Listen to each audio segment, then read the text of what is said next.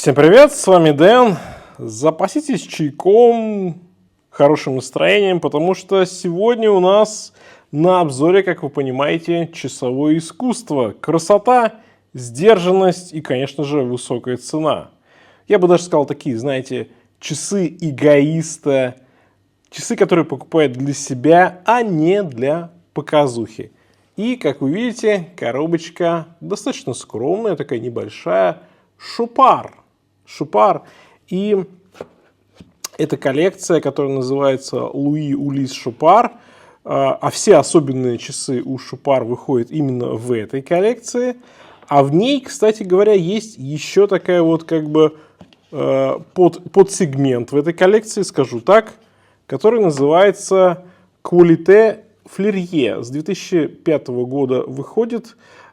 И название по самому, наверное, суровому тестированию, которому подвергаются все часы Шопар, и не только на хронометрическую точность, но и на качество исполнения, защиту от ударов. Механизмы тестируют в условиях высокой температуры, низкой температуры, влажности, плюс проверяет защиту от магнитного поля, потом собирает часы и снова тестирует. И точность всех часов должна быть в пределах от 0 до плюс 5 секунд в сутки. Этот тест разработали в 2001 году Шопар, Пармиджани, Баве и Воше. А вообще бренд Шопар существует с 1860 года, и у нас, да и во всем мире, Шопар немножко в тени от большой четверки, да, там Патек Филипп, Адмар Пиге, Башарон Константен и Жежи Ле Культер, но, на мой взгляд, несправедливо. Спасибо Алексею, это его часы, которые сегодня будут на обзоре, в очередной раз на канале Часы Алексея. И цена этой модели в России, как вы думаете, какая? А я вам скажу. Примерно 2 миллиона рублей. И референс этих часов 161 896 1002W. Кстати, недавно на канале вышел ролик о том, как покупать часы за рубежом в 2024 году. Многие после этого спрашивали, что такое Poizon и как там покупать. Poizon Devo — это крупнейший азиатский маркетплейс, который работает в Китае, Европе и США. Его специализация — одежда и обувь, но там есть электроника, а также часы. Там есть практически все популярные мировые бренды любых сегментов, от эконома до премиума, от Casio до Меги. За счет объемов и экономии на содержание магазинов цены там низкие, хотя в Китае в принципе очень низкие цены из-за высокой конкуренции и расположения большинства фабрик ведущих брендов. Причем на Poizon алгоритмы настроены так, что показывают только самые выгодные цены на конкретный товар. На Poizon торгуют как официальные бренды, так и магазины-реселлеры. На площадке жесткий контроль оригинальности товаров, позиции, которые прошли проверку оригинальности, пломбируют и выдают индивидуальный сертификат подлинности. До покупателя товар приезжает с этими пломбами. Многие, наверное, видели такие синие бирки на кроссовках. Одна проблема: Poizon официально не работает с Россией. Купить и доставить товары с Poizon поможет Poizon Hub. Это посредник, который выкупает товары с Poizon и доставляет их в Россию, что позволяет существенно экономить. Сервис работает уже более 3 лет и имеет больше 2000 живых отзывов в своем телеграм-канале. По каждому отзыву виден автор этого отзыва, ему можно написать и спросить, как все прошло. Все посылки на пути транспортировки застрахованы. По территории России доставка осуществляется с ДЭКом.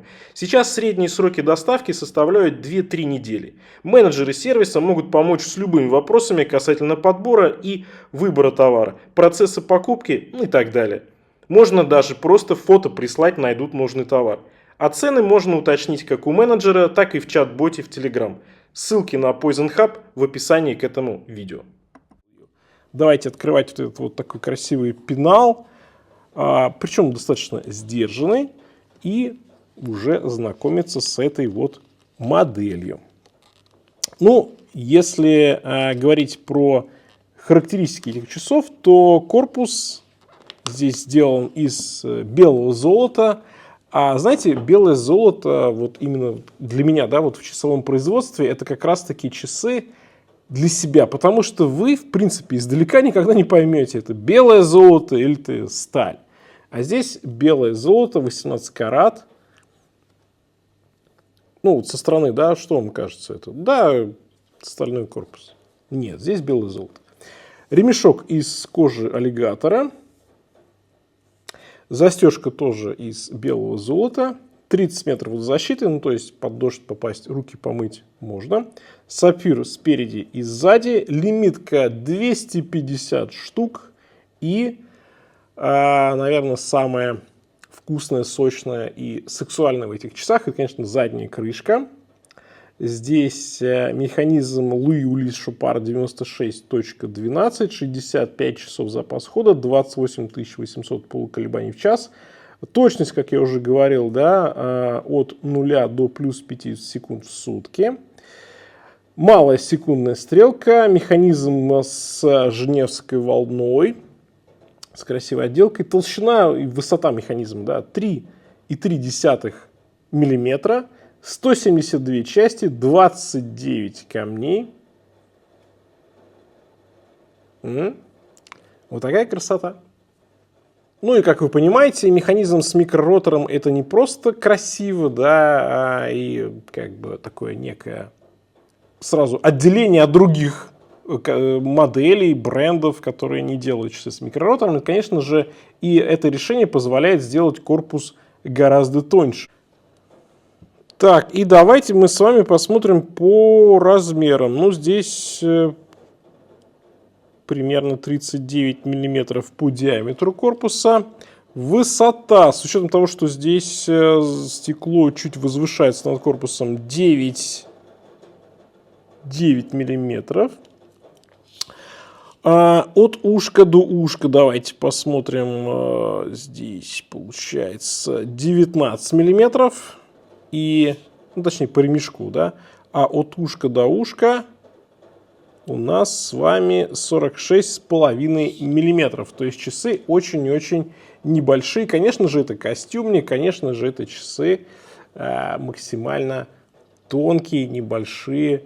И это вам не какой-нибудь спортивный вариант. Это как раз вот именно костюмник, ну, либо часы повседневные, в зависимости от того, какой стиль одежды вы придерживаетесь. Ну что, в плане дизайна, внешности и восприятия этих часов, конечно же, это костюмник. И давайте посмотрим. Мое запястье 18,5, ну и, собственно, что мы получаем? Очень даже аккуратно, да. Они невысокие, они тонкие, у них тонкие ушки, причем достаточно длинные, но не в немецком стиле, потому что, видите, они такие немножечко треугольные. И, конечно, посадка здесь, ну, просто оптимальная. То есть часы плоские, хорошо лежат на запястье, мое запястье 18,5, да. Универсальная модель, я бы сказал, что в этом дизайне это максимально сдержанные, максимально скромные часы, которые можно носить под костюм, можно носить casual, ну вот что-то в этом духе, да.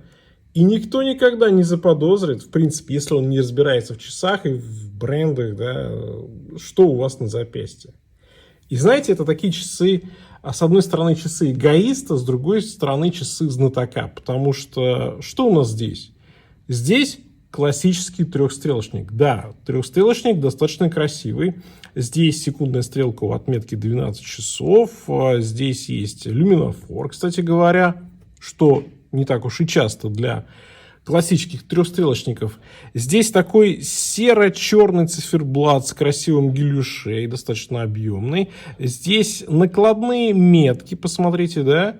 И все это выглядит довольно-таки дорого и, ну, как бы, да, заметно, когда свет падает на эти метки, на эти стрелки, это все очевидно и видно, да, то есть, ну, как бы, что-то такое уже проглядывает. Но, конечно же, самая красота это на сзади, да, под задней крышкой, здесь задняя крышка прозрачная, ну еще бы, здесь микроротор, здесь женевские волны, здесь золочение такое, да, все эти надписи бесконечные, и, конечно же, это красота, секс, и, наверное, вот то, за что мы и любим, в принципе, часы механические, это, конечно, потрясающе, то есть вот на это можно смотреть, как мне кажется, бесконечно. Да, апологеты часов, которые должны кричать о своей цене, брендом, там, да, дизайном, еще чем-то, они скажут, ну как же так вот должно быть, чтобы вот было видно, что я заплатил много денег за свои часы, что они дорогие, они крутые. Но на самом деле нет. Истинная роскошь, она должна быть такая сдержанная, да, это такое, как мне кажется, такое немножко общепризнанное правило. И эти часы, именно вот часы эгоист. Со стороны, да, большинство не поймет, что у вас на запястье. Да большинство не поймет, что это белое золото. А вот вы сами вот так вот переворачиваете, смотрите и понимаете. Вот это часовое искусство. Это красиво. Это потрясающе. И, ну, давайте теперь немножко, да, вот шутки в сторону, давайте пройдемся уже более адекватно, да, по отношению к этим часам. В плане дизайна. Здесь, как я уже сказал, трехстрелочник, печатный, кстати говоря, логотип, печатная здесь у нас Swissmade, хронометр, больше ничего нет. Секундная стрелка у отметки 6 часов, метки, люминофор более такой ярко выраженный, отметки 3, 6, 9 и 12.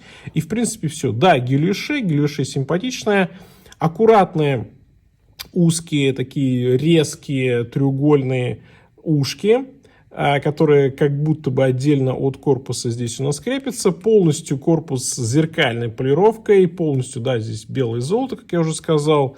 Все сдержано, все красиво, с достаточно широким, достаточно толстым рантом. Плоская заводная головка, но которой удобно достаточно пользоваться, потому что она такая, посмотрите, да, широкая.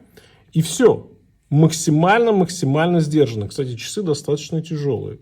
И мне здесь прям сразу интересно посмотреть, сколько же здесь веса. Потому что белое золото, это вам не шутки. 73 грамма. 73 грамма. Но знаете, они ощущаются, что, ну, как бы вот, ощущается тяжелее, чем выглядит, я бы так сказал. И как только вы переворачиваете заднюю крышку, вы видите всю вот эту вот потрясающую красоту. Микроротор, который позволяет сделать часы не просто вот как бы необычными, да, но микроротор сам по себе это необычно. Но и, конечно же, микроротор изначально делали для того, чтобы сделать корпус более плоским, потому что у нас микроротор идет, как и мосты, на этом же уровне высоты, да. И всю эту высоту, которая могла бы занимать ротором, ну, либо мы делаем часы с ротором, да, либо мы делаем часы без автоподзавода, а здесь у нас есть автоподзавод, но высота такая же, как будто бы в этих часах нет автоподзавода. Это, конечно, круто. И сейчас уже многие десятилетия микроротор это всегда, конечно же, усложнение. Всегда красивое, всегда такое чарующее, нестандартное и всегда, конечно же, дорогое. И здесь есть на что посмотреть. Мосты, Женевские волны, ротор, конечно, просто вау. Потрясающе. Вот за что мы любим с вами механические часы, ведь правда же? Правда. Ну, напишите в комментариях. Все, кто досмотрел до этого момента в ролике, напишите в комментариях. Это же красиво. И ремешок. Очень тонкий, очень нежный. Аллигатор. Здесь нет системы быстрой замены ремешков, ну, потому что, видимо, не предполагается, что вы будете вручную что-то там менять, да и вообще вы будете от этого ремешка отказываться. Кстати говоря, что меня немножко удивляет, может быть, здесь нет застежки-бабочки, а классическая застежка, шопар с крупными буквами. Может быть, мне казалось, что здесь должна быть застежка-бабочка, ну, как бы окей, здесь я ни о чем говорить не хочу. Ремешок аллигатор здесь идеальный, очень мягкий, очень тонкий. Знаете, вот если вы пользовались только дешевыми аллигаторными ремешками, вы, конечно же, поймете, о чем я говорю, потому что они всегда, их нужно разнашивать, и, скорее всего, вы их так и не разносите. Только дорогие ремешки из аллигатора, они вот такие мягкие, и ну, они просто вот, они неубиваемые, они вечные, и ими реально очень приятно, конечно же, пользоваться. И в этом случае, конечно же, именно тот самый ремешок. Я сейчас смотрю на этот циферблат, и мне он кажется все-таки такой цвет, вот как раньше говорили, мокрый асфальт, да, то есть вот такой темно-серый, черный, вот где-то вот этот вот самый микс, как такой немножко неуловимый. Не уверен, что камера это передаст, но если мы сейчас посмотрим, что ремешок здесь реально черный, а циферблат темно-серый, то есть он даже еще более сдержанный, чем вот кажется, может быть, со стороны, да, вот максимально сдержанные часы. Но вся красота с обратной стороны. Знаете, это вот, может быть, немножко грубое, может быть, немножко грязное сравнение. Ну, это иногда вот вы там встречаете девушку, женщину, которая вот одета, да, достаточно так, скажем так, не в что-то такое откровенное. А вот вы понимаете, что в принципе под этой одеждой будет вот так вот, да. И вот эти часы, они тоже, собственно, такие же. Ну что ж, а теперь пришло время посмотреть на макро. И здесь, ну, прям все зеркальное, стрелочки, метки. Все переливается. Конечно же, когда солнце будет светить на эти метки, стрелки, будет вдвойне красиво. И зеркальная полировка, которая абсолютно все отражает, как в зеркало. Причем, вы видите, здесь у нас не плоские поверхности, да, у нас поверхности обтекаемые, но при этом отражается это все как в зеркало. Ну, давайте посмотрим мою визиточку, да, которая отражается у нас в поверхности корпуса. Я здесь могу даже уже текст читать. Красотища, да и только. А? Вот это вот черное зеркало, полировка из Швейцарии, товарищи. Ну, конечно же, самая вкусняшка здесь, под задней крышкой.